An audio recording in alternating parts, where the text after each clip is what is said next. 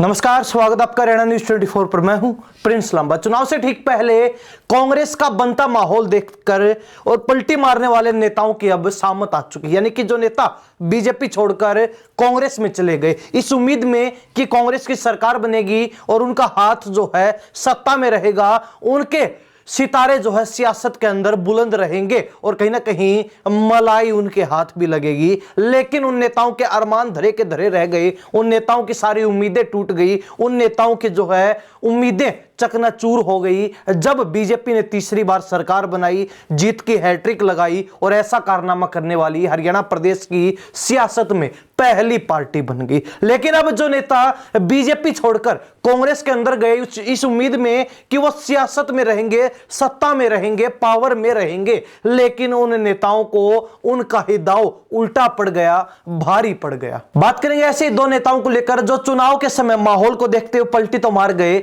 लेकिन अब दोबारा से सत्ता में आने के लिए भाजपा में एंट्री चाहते हैं। लेकिन बीजेपी ने भी तमाम नेताओं की एंट्री पर, तमाम नेताओं की वापसी के ऊपर पूर्ण विराम लगा दिया है, बैन लगा दिया है, रोक लगा दी है। अब वो नेता क्या करेंगे, क्या नहीं करेंगे, इस जो है बड़ी परेशानी के बीच पिसते हुए और फंसते हुए नजर आ रहे हैं। और इसी मामले को लेकर अब प्रदेश अध्यक्ष जो भाजपा के हैं मोहनलाल बड़ोली, उनका भी एक बयान सामने आया है कि किस तरीके से दोबारा नेताओं की वापसी के ऊपर रोक लगा दी गई है और उसके पीछे का कारण क्या है, वजह क्या है, और वो नेता वापसी करें तो कैसे करें। इन सभी सवालों को लेकर क्या कुछ मोहनलाल बड़ोली ने कहा वो सुन लीजिए, उसके बाद विस्तार से चर्चा करेंगे। भारतीय जनता पार्टी का जो कार्यकर्ता है वो पार्टी के काम में लगा रहता है, लेकिन फिर भी राजनीतिक सोच के साथ बहुत सारे ऐसे भी कुछ कार्यकर्ता थे जो कांग्रेस पार्टी का झूठा जो नैरेटिव था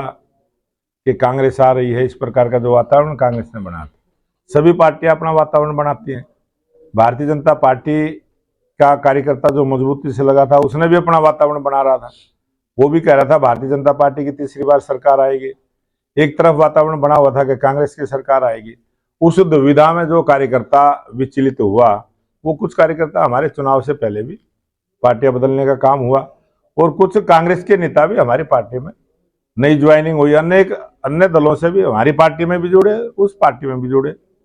कुछ कार्यकर्ता ऐसे थे जो चुनाव के वितरण के बाद जब चुनाव चला उस समय भी बहुत सारे कार्यकर्ताओं के मन खराब हुए हैं, उन्होंने भी काम नहीं किया। तो हमारे संगठन की बहुत सारी आंखें हैं। हमारे संगठन ने उस प्रकार की, जैसे मैं आया हूं तो आज भी मेरे को कोई ना कोई नई जानकारियां मिलेंगी। जिस व्यक्ति ने पार्टी के फेवर में काम नहीं किया है उन सब की पहचान की जाएगी। और पहचान, जो पार्टी छोड़ के चले गए वो तो चले ही गए हैं, वो दोबारा से आने के भी प्रयास में है। लेकिन हमने पूरे हरियाणा प्रदेश में पटका डाल के नई ज्वाइनिंग पर रोक लगा रखी है।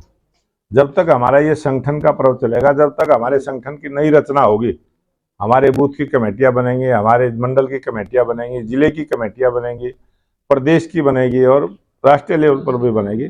जब तक ये प्रक्रिया चलेगी, जब तक उन लोगों को दोबारा से पार्टी में ना आए जिन्होंने पार्टी छोड़ दी थी या दूसरी पार्टियों से जो आना चाहते हैं, तब तक के लिए उस पर रोक लगाई गई है। और पार्टी का जो हमारा बड़ा संगठन है वो हर कार्यकर्ता की रिपोर्ट संगठन के पास आएगी। बहुत सारे ऐसे सामाजिक संगठनों ने भी काम किया है, वो भी हमें फीडबैक दे देते हैं कि फला कार्यकर्ता का मन खराब था।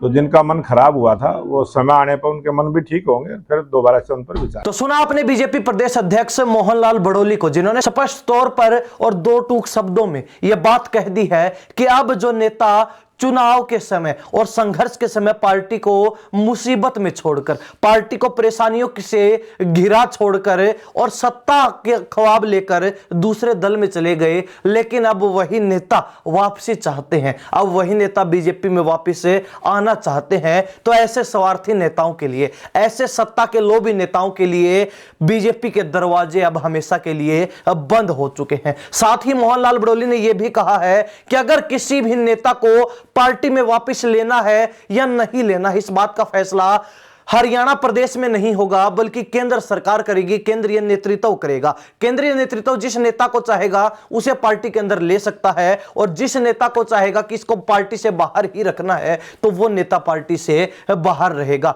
तो ऐसे में कहीं ना कहीं तमाम वो नेता जो सत्ता का लालच मन में रखे हुए पलटी तो मार गए, लेकिन उनको वो गुलाटी मारना, वो सियासी तौर पर बदलाव करना अब भारी पड़ता हुआ नजर आ रहा है। और वो तमाम नेता जो है कांग्रेस और बीजेपी यानी कि दोनों पार्टियों के बीच फंस चुके हैं, घिर चुके हैं और पिस रहे हैं। सीधे तौर पर कहें तो उन तमाम नेताओं की सियासत अब खतरे में आ चुकी है। वो तमाम नेता अब अपनी राजनीति को हाशिए पर धकेल चुके हैं, या फिर यूं कहें कि कुएं में डालने का काम कर चुके हैं। अब तमाम नेताओं में सबसे प्रमुख दो नाम हैं। पहला नाम अशोक तंवर का है। अशोक तंवर जो भाजपा में आने के बाद महत्वपूर्ण स्थान पर रहे, महत्वपूर्ण जिम्मेवारियां उनको मिली, लेकिन चुनाव के आखिरी दिन अचानक कांग्रेस रैली में राहुल गांधी के मंच पर पहुंचे और वहां पहुंचकर उन्होंने कांग्रेस ज्वाइन कर ली। और ठीक इससे पहले चुनाव के अंदर रानिया से टिकट ना मिलने के चलते रणजीत चौटाला ने भी बगावत कर दी और बागी होकर रानिया से निर्दलीय चुनाव लड़ा। नतीजा यह रहा कि वो चुनाव तो हारे ही, साथ ही सत्ता में भी भागीदारी नहीं बना पाए, अपनी जगह नहीं बना पाए, और जो स्थान उनको भाजपा के अंदर बड़ा मिला हुआ था वो भी गवा बैठे, उससे भी फिर चूक गए। तो ऐसे में वो दो नेता अब दोबारा बीजेपी में आना तो चाहते हैं, मन उनका भी भाजपा में आने के लिए कर रहा है, लेकिन बीजेपी ने उनके तमाम रास्ते रोक दिए हैं। बीजेपी ने उनके तमाम सियासी हथकंडों पर बैन लगा दिया है, पूर्ण विराम लगा दिया है। अब देखने वाली बात यह रहेगी कि यह बैन कितने लंबे समय तक टिकता है, या फिर वो नेता कैसे बीजेपी के अंदर वापसी कर पाएंगे, सत्ता में दोबारा हिस्सेदारी ले पाएंगे। यह एक बड़ा सवाल बना हुआ है जिसका जवाब भविष्य के गर्भ में छुपा है। लेकिन हरियाणा प्रदेश की जनता इन तमाम चीजों को लेकर और इस विषय को लेकर विशेष तौर पर क्या सोचती है, अपनी राय कमेंट के माध्यम से जरूर लिख दीजिए। इन्हीं सब बातों के साथ प्रिंस लांबा, हरियाणा न्यूज 24। नमस्कार, जय हिंद।